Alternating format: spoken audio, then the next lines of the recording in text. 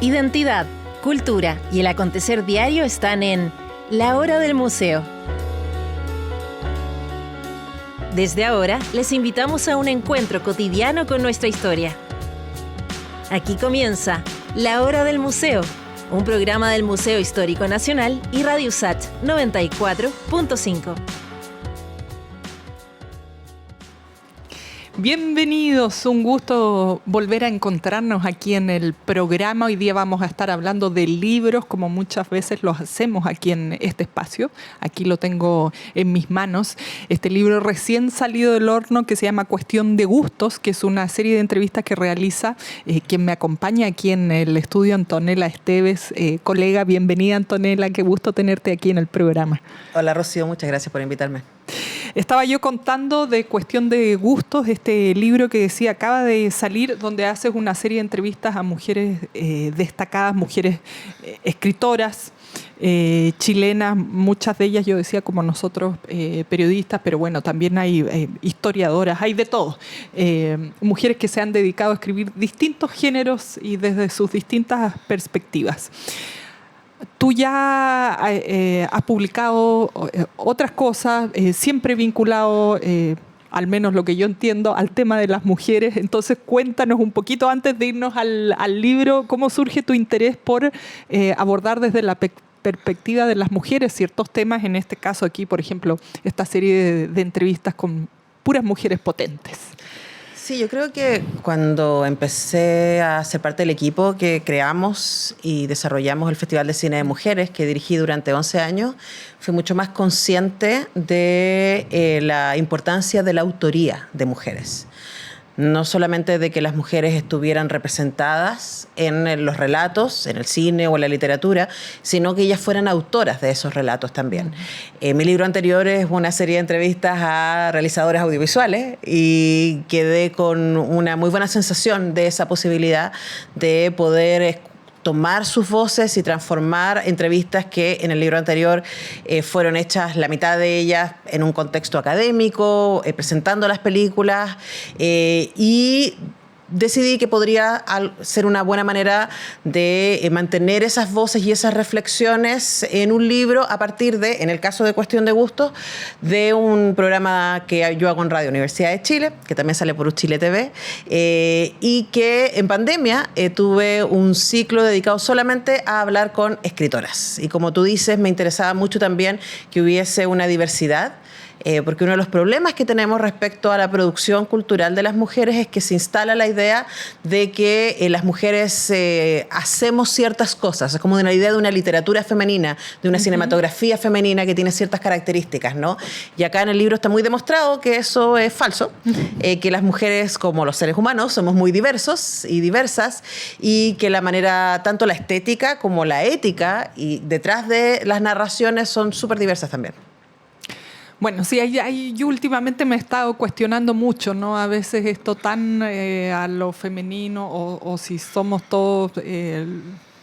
obviamente tenemos diversos gustos, no tan encasillado tal vez, pero bueno, te lanzas aquí a hacer este libro Cuestión de Gustos, que yo lo estaba mostrando, donde haces estas entrevistas que nos decías a propósito de la pandemia con estas tremendas mujeres chilenas.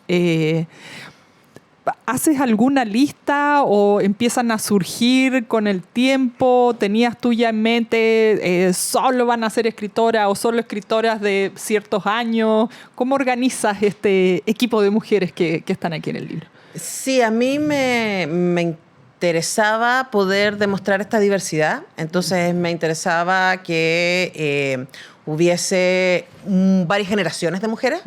Y por eso tenemos premios nacionales, Diamela Altit, como Cecilia Vicuña, gente más grande, maestras como Elvira Hernández o Rosa Betty Muñoz, y gente muy joven, como la Bernardita Olmedo, como Nati Chuleta. O sea, me interesaba que pudiera existir esa diversidad etaria, entre medio Nona Fernández, Lina Meruane, Andrea Costamaña. O sea, son 20, hay un montón son más de 20, porque de hecho están las tesis, que son 4 en una en este caso.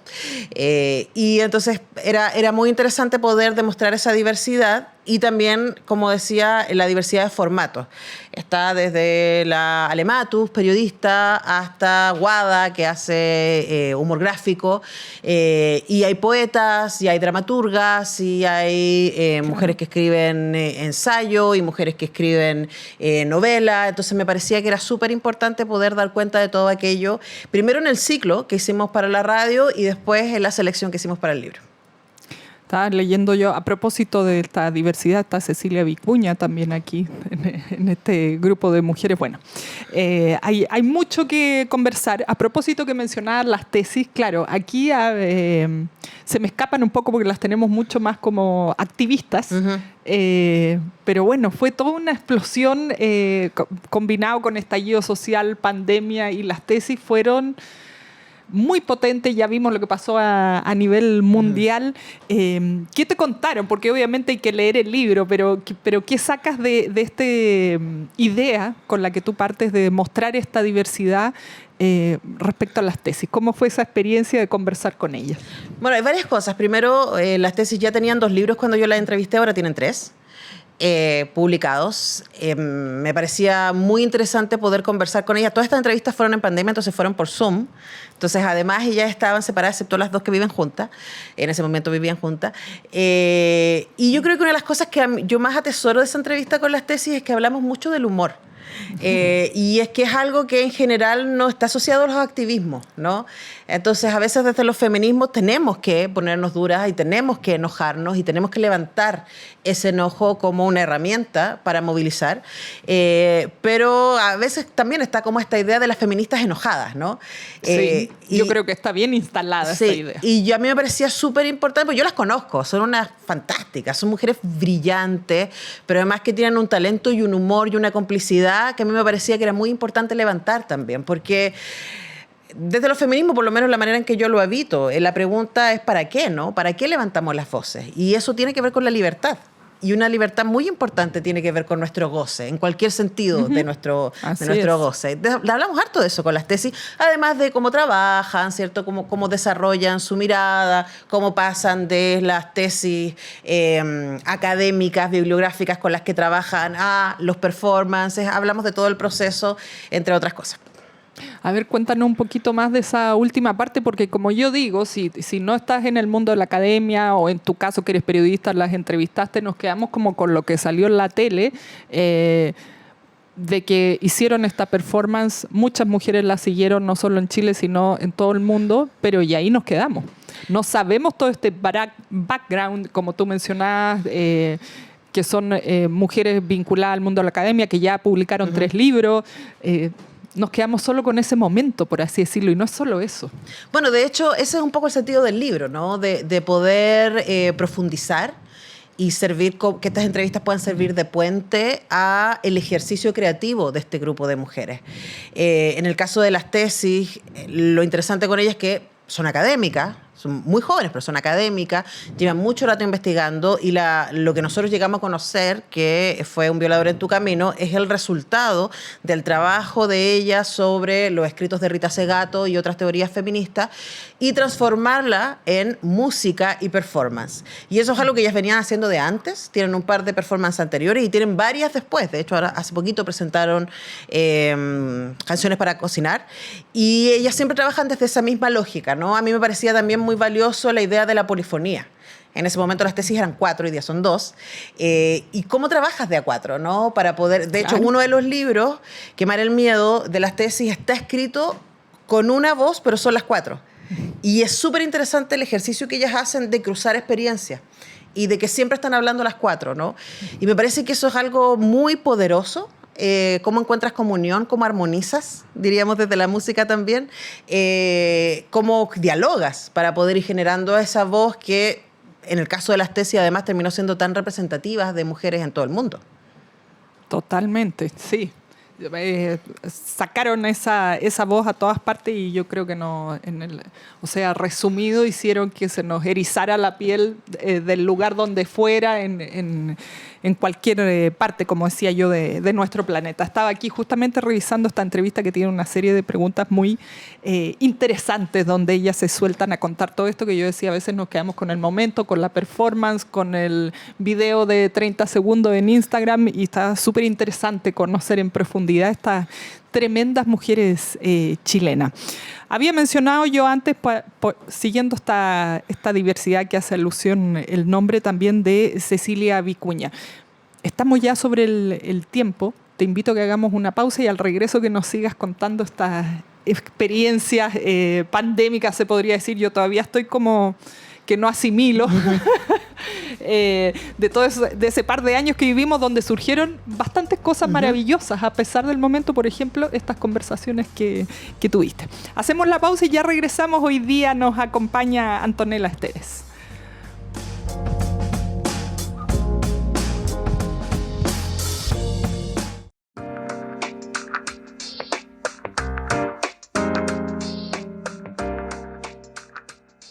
Estamos de regreso repasando estas conversaciones increíbles con mujeres increíbles también que fueron entrevistadas por nuestra invitada de hoy, Antonella Esteves, que acaba de lanzar este libro Cuestión de Gustos, esta recopilación, ahí estamos compartiendo la portada del libro, de conversaciones con una serie de mujeres muy diversas. Conversábamos de las tesis, yo me he quedado asombrada de todo esto que me cuentas, porque la verdad es que yo no sabía mucho más de ellas.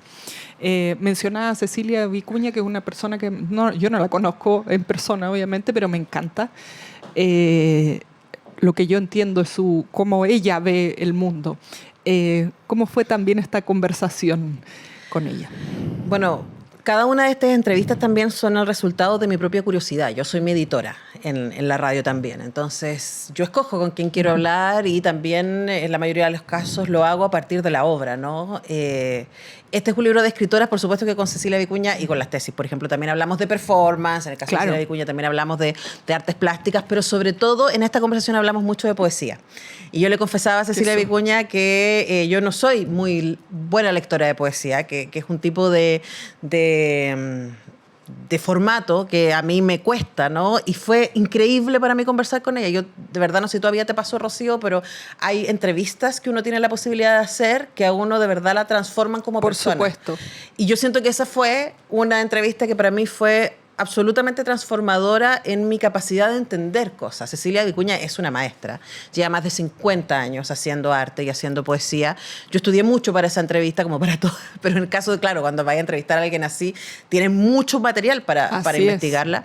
Entonces, por ejemplo, yo parto en general las entrevistas leyendo un trocito de un poema, y con ella partí leyendo un poema muy antiguo, un poema de los 60, y le preguntaba respecto a cuánto de esa persona que escribió ese poema todavía vivía en ella, ¿no?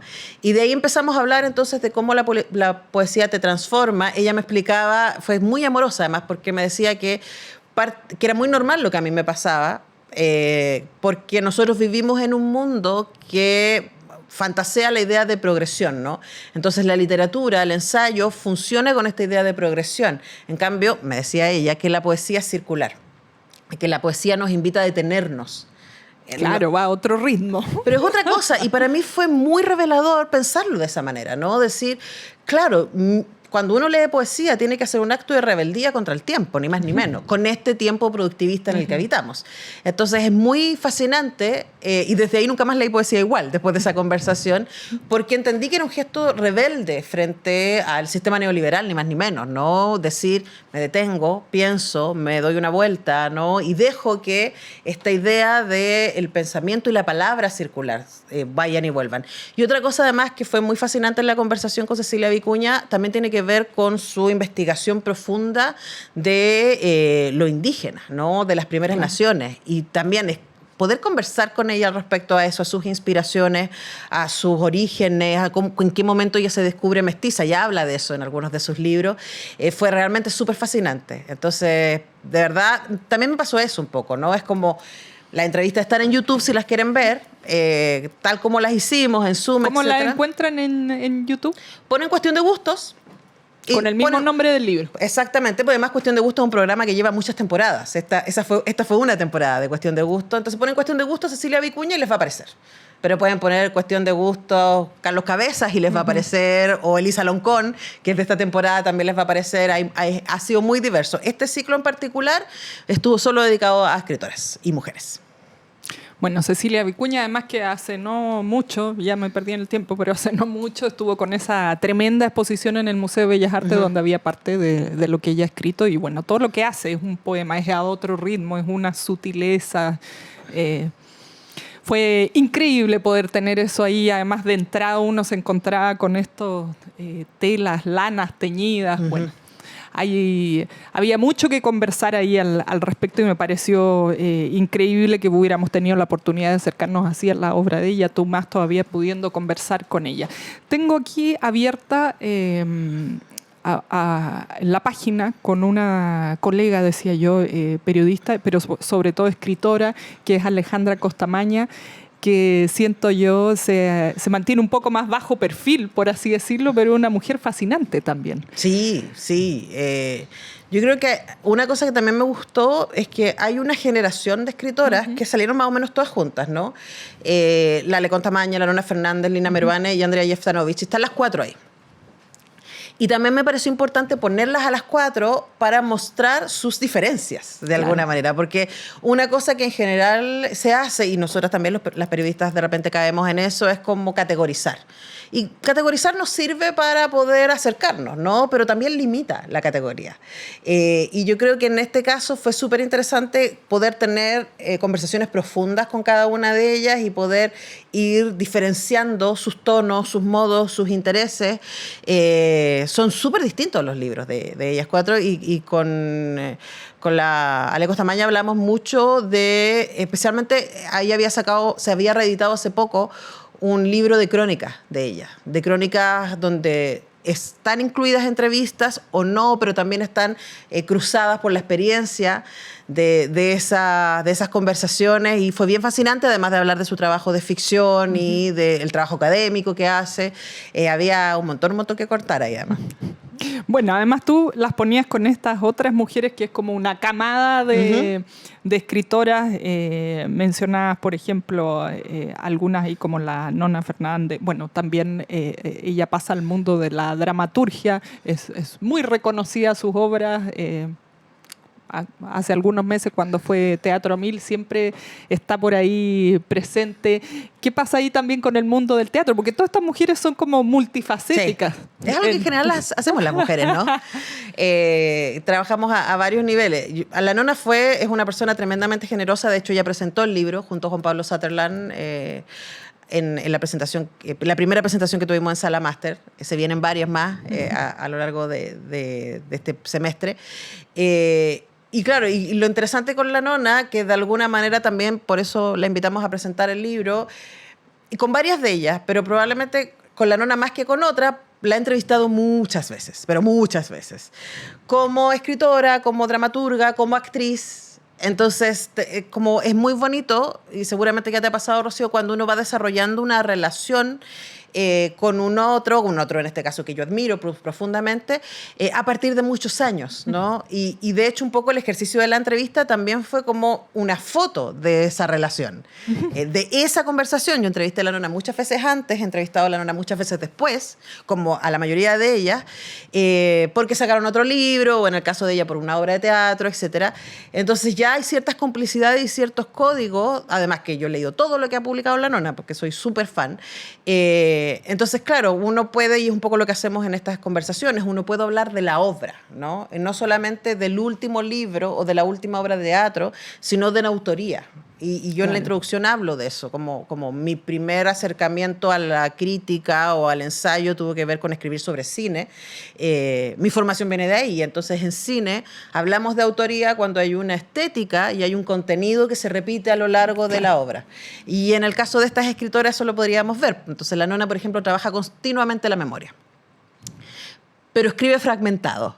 Y eso tiene que ver una cosa con la otra, ¿no? Entonces, todas sus novelas son fragmentos, están trabajadas en pedacitos, los personajes van al pasado, vuelven, los diálogos suelen ser dispersos, hay muchas, es como un mosaico la manera en que ella trabaja, porque su materialidad, su materia es la memoria, y la memoria es así también. Claro. Entonces, ese encuentro entre la forma y el fondo siempre es algo muy fascinante de analizar y preguntarle directamente a la escritora me parece que es un privilegio. Ya, como, ¿cómo hace esto? ¿Cómo funciona Claro. esto? ¿Por qué resolviste así? Y eso es lo que está aquí en el libro. Bueno, mencionabas el caso nos contabas tu experiencia con Nona Fernández. Tú ves, tal vez como decías, la has entrevistado muchas veces a lo largo de los años en sus distintas facetas, o más que facetas, en sus distintos talentos. Uh-huh. ¿Es posible ver cómo va cambiando también, Sí. cómo va pasando la vida con ella? Yo creo que pasan dos cosas, ¿no? Porque quien lee y quien interlocuta tampoco es estático. O sea, yo he cambiado. Claro. También. Y por lo tanto, la persona que leyó su primer libro, de hecho yo los leí al revés, como que Juan Salido fue lo primero que leí hace varios años atrás, y después, claro, Mapocho, que fue lo primero que salió, fue de las cosas que leí al final. Uh-huh. Entonces es muy interesante porque uno también va adquiriendo ciertas habilidades y ciertas entradas posibles que tienen que ver con lo que a uno le está pasando en ese momento. Entonces, las películas no cambian, los libros no cambian, es el receptor, la receptora, la que va transformándose a partir de qué es lo que ha leído, qué es lo que le está pasando, cuál es su estado de ánimo. Hay tantas cosas que nos movilizan continuamente y eso también aparece ahí. Entonces se cruza el propio arco de uno y se cruza con el desarrollo de los autores. Como yo llevo más de 20 años haciendo periodismo cultural, he tenido la fortuna de ver a varias generaciones de escritores, a varias generaciones de cineastas, de seguir sus obras, ¿no? Y me parece que es muy bonito cuando uno empieza a reconocerlos, cuando uno, por ejemplo, puede decir: aquí se nota que fue papá esta persona, ¿no? Aquí se nota que se enamoró. Bueno, uno tiene como los cruces, ¿no? Pero es súper interesante poder ser testigo de esos procesos y que esos procesos acompañen el propio. Eso a mí es lo que me fascina de las obras, que los libros, la música, el cine, el teatro nos acompaña y nos forma también. Entonces, poder apoyar en ese intercambio me parece que es muy bonito. Bueno, me gusta mucho además que estás mostrando tras bambalina de quienes nos dedicamos a entrevistar o generalmente, obviamente, el espacio es para que ellos cuenten lo que hacen, pero aquí estás desnudando este oficio que también es bueno que quienes nos escuchan y nos ven lo sepan.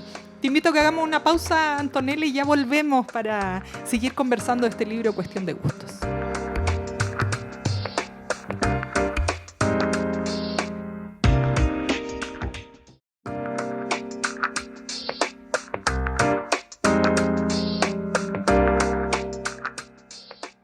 Estamos de vuelta conversando con Antonella Esteves, colega aquí, conductora, periodista, además con este libro recién salido del horno, como yo decía. Voy a seguir recorriendo estas mujeres muy diferentes. Está María José Cumplido, escritora, ya tiene varios libros que han sido superventas, vamos a decir, que justamente hablan de mujeres. Ella es historiadora, si no me equivoco. Nos pasamos a otra línea también aquí en esta diversidad de mujeres. ¿Cómo fue esa experiencia? Porque yo siento que nuestras profesiones, nuestros oficios también definen nuestra configuración mental de alguna manera. Sí. Vemos el mundo a partir de ahí. Sí, yo a la María José también le tengo muchísima admiración, a todas, a cada una de las que está acá. Y también he tenido la oportunidad de entrevistarla muchas veces por sus distintos libros. También la entrevisté como candidata cuando lo fue. Fue candidata también. Fue candidata a la primera convención. Y también me interesaba, ¿no?, que estuvieran esas otras voces que se acercan al ensayo. La Cote ha hecho un trabajo muy interesante desde Memoria Chilena también como parte de ese equipo, que es una herramienta fundamental para todos y todas quienes trabajamos con memoria y con cultura. Es una gran página. Muchos saludos a todo el equipo que está ahí detrás de Memoria Chilena. Y también ella, claro, ya ahí cuenta en esta entrevista que parte de su interés empezar a visibilizar el trabajo de mujeres es que se dio cuenta lo poco que había, ¿no? y lo que es un poco también lo que me moviliza a mí, lo poco que hay en términos de figuras femeninas históricas y desde dónde se han contado. Una cosa que conversamos mucho con María José en esta entrevista y en otras, tiene que ver con la construcción del canon, ¿no? Nosotros, una de las trampas del patriarcado es instalar la idea de naturalidad. O sea, de que si no tenemos más mujeres destacadas a lo largo de la historia es porque no habían. Y ahí se come dos cosas. Se come uno, cuáles son las medidas que se usan para decir que algo es destacado o no en un momento, y luego quién lo define y quién lo cuenta. Entonces, claro, María José hace un trabajo muy bonito, primero con su libro Chilenas, en donde ella destaca a, creo que son 10 mujeres de distintos momentos de la historia y cuenta su historia, y después eso se va a transformar en este par de libros mucho más poperos, ¿no? Con estos libros grandes, claro, con las ilustraciones de mujeres chilenas destacadas, y bueno, de ahí va a sacar, creo que en esta entrevista... No me acuerdo creo que sí ya había sacado el libro sobre las 10 marchas que cambiaron Chile. Entonces hay un ejercicio de ella de pensar la historia como una herramienta para habitar el presente, que a mí me parece que es tremendamente atractiva y que es muy necesario, ¿no? Es como, desde los feminismos, por ejemplo, nos sirve muchísimo, y por eso yo publico este tipo de libros. Saber que hay otras que lo pensaron antes, saber que hay otras que tuvieron dificultades antes, saber que hay otras que supieron cómo resolverlo, y que no tenemos que partir de cero, que tenemos siglos de historia feminista, siglos de mujeres que quisieron ir contra los límites que su época les puso, y que aunque podamos decir ya no, pero el feminismo se empieza a instalar, no sé, la primera hora con los sufragismos de principios del siglo XX, hay mucha historia previa. Claro. Y ir a buscar esa historia a mí me parece que es muy valioso, y conversar con alguien que se dedica a eso a mí me parece fascinante y muy entretenido. Además tomo nota, yo así que, ok, ¿cómo se hace esto?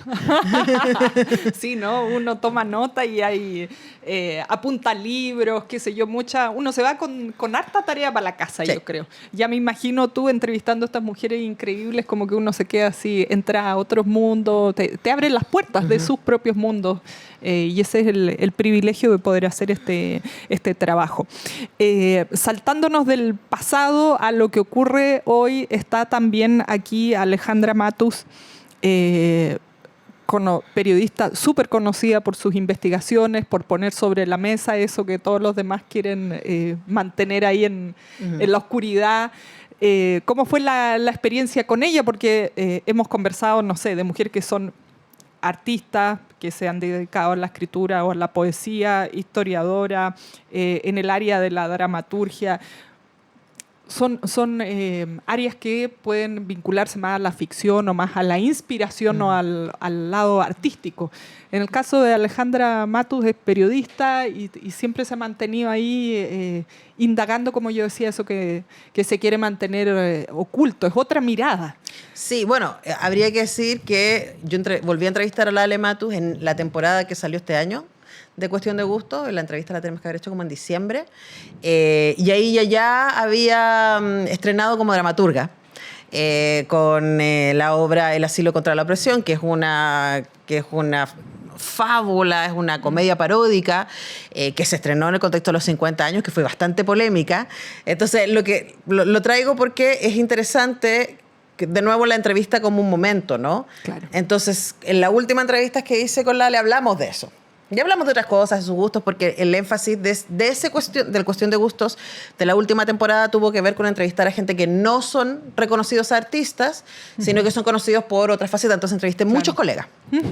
Está Daniel Matamala, Chapa Case, Comparini, Lale, entre otra gente.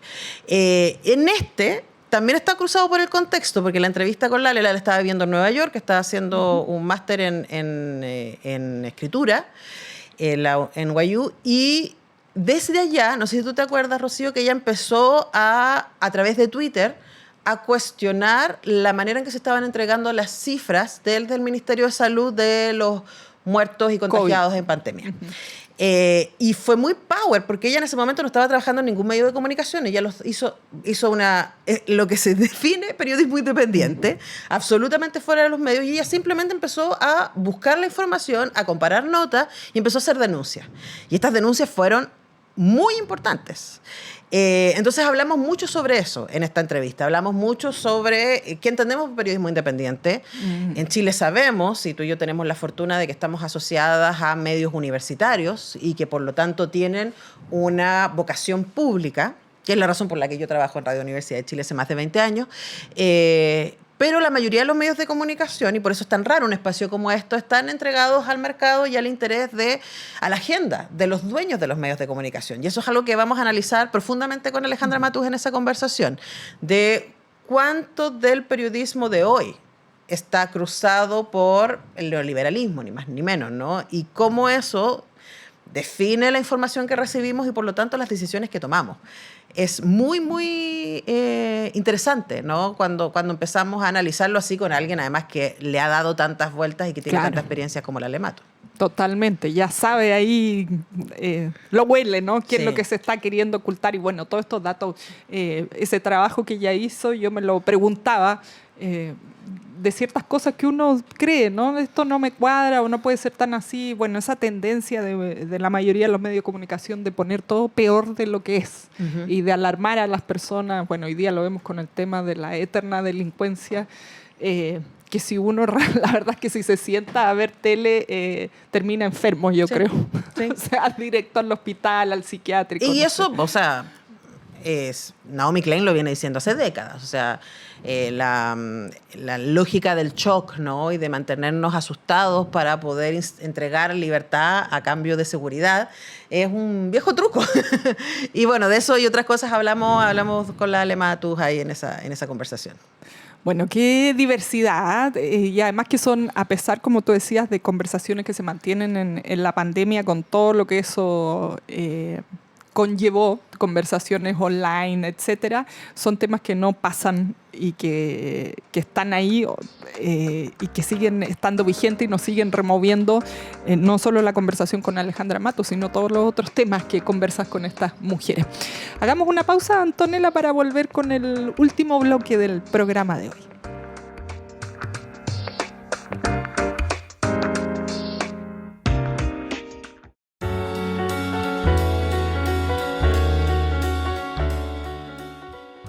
Seguimos conversando aquí de cuestión de gustos con Antonella Esteves.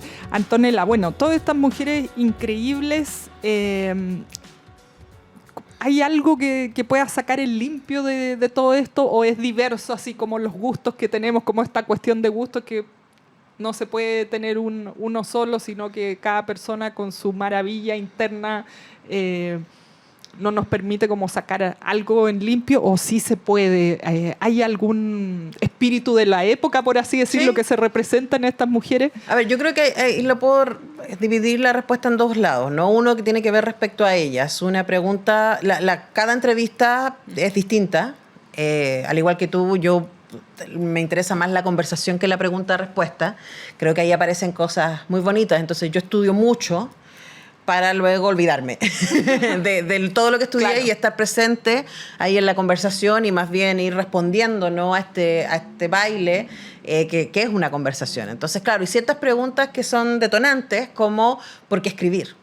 Que es algo que le pregunté a todas, ¿no? ¿Por qué escribir? ¿Por qué escribes? Y una cosa que apareció una y otra vez en la respuesta y que me pareció muy hermosa es porque necesito un lugar desde donde. Es como la literatura, la escritura como un lugar de habitar.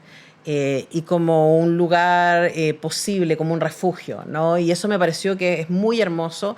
Yo escribo en la introducción que se llama Sacar la voz, un acto feminista, que también eso es un ejercicio de rebeldía, pensando en que históricamente a las mujeres, y todavía se nos sigue solicitando silencio y docilidad, ¿no?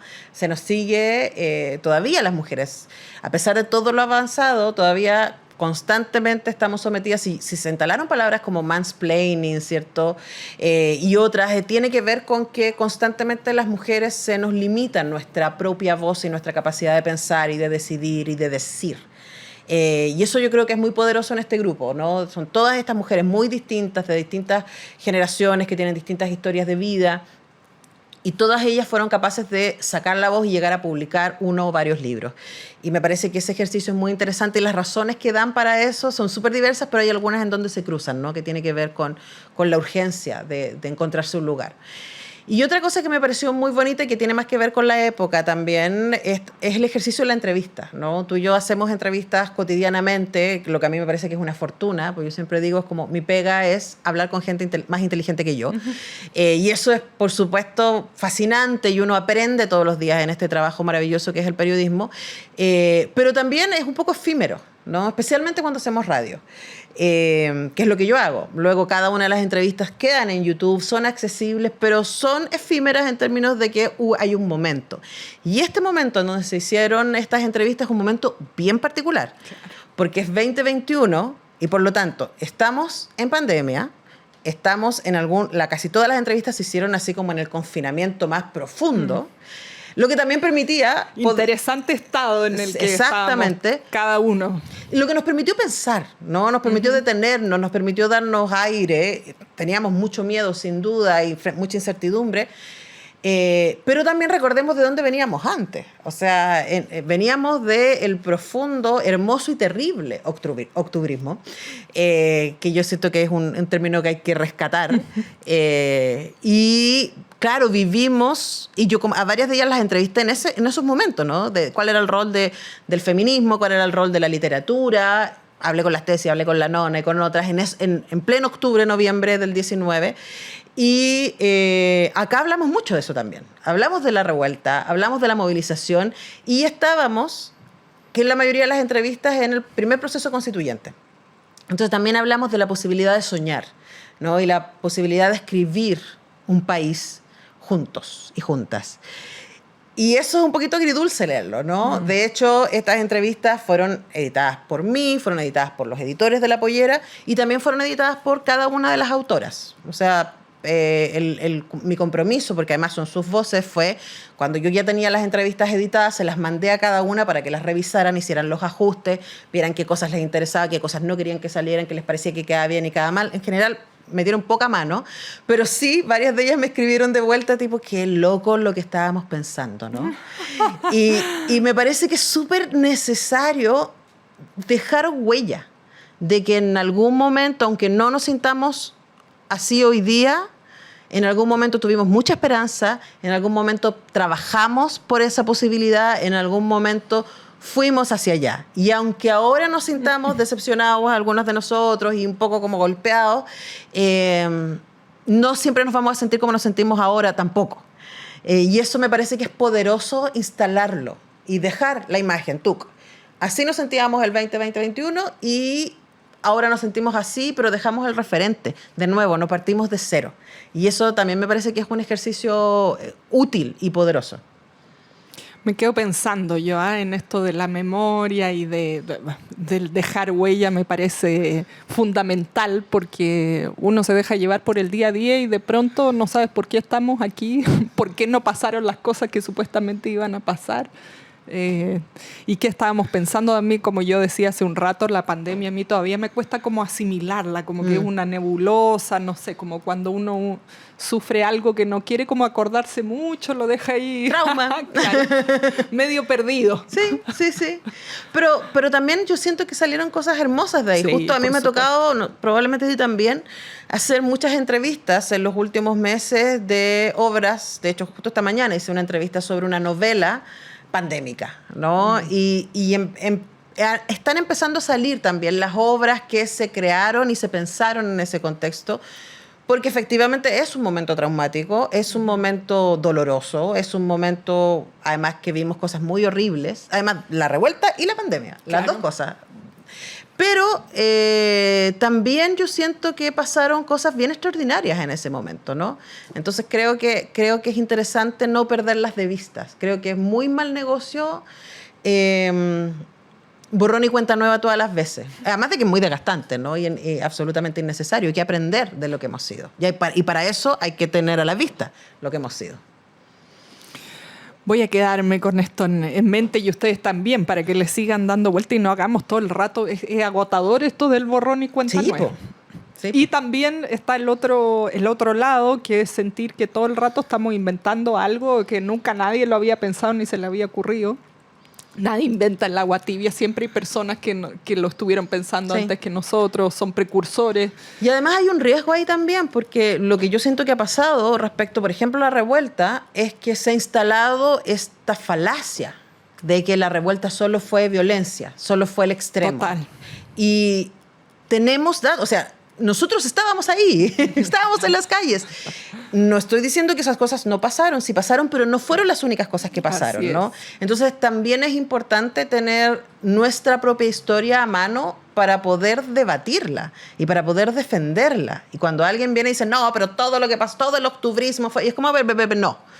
Creo que es importante poder tener a mano las herramientas para el diálogo, no para la discusión, para el diálogo. Y eso es básicamente lo que pasa en este libro y lo que a mí me gustaría que siguiera pasando con la gente que lo lee.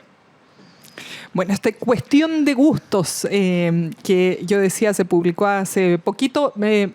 Solo para cerrar, Antonella, decías que ya hubo un lanzamiento, pero van a seguir con otras actividades. Sí, tenemos 2 lanzamientos más.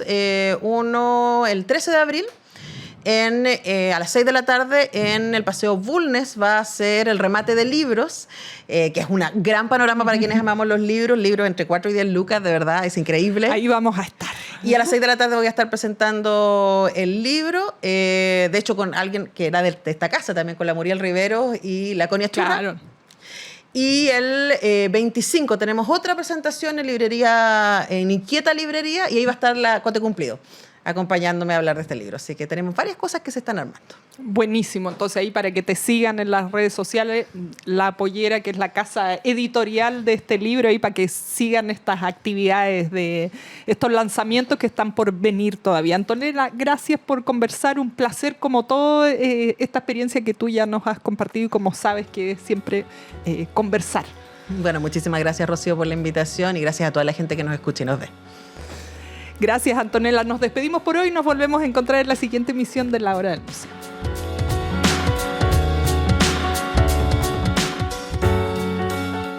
Esto fue La Hora del Museo, un encuentro cotidiano con nuestra historia. Un programa del Museo Histórico Nacional y Radio USACH 94.5.